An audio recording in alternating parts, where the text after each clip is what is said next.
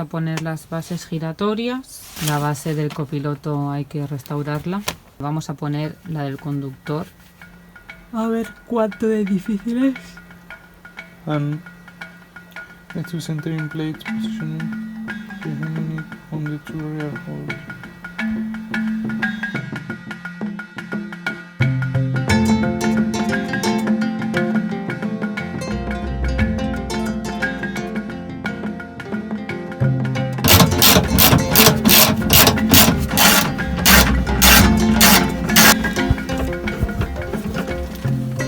Bueno, pues ya tenemos la base giratoria instalada.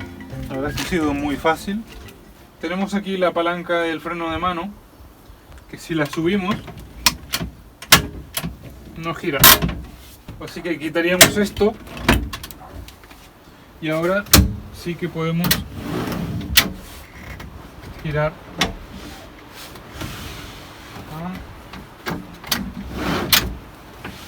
¡Pam! Estoy quitando todo el óxido de la base del asiento del copiloto. Ya llevo un ratillo dándole, pero me estoy dando cuenta que esta lija no es suficiente. Y estos rinconcitos para meter la lija eléctrica, pues un poco complicado. Así que bueno, con paciencia.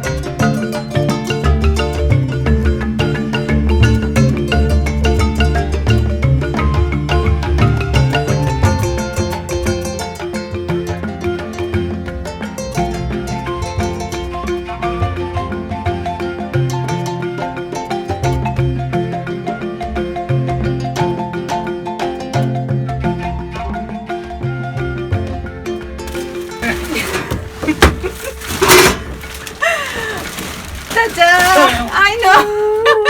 Espera. No puedo. ¡Ahora!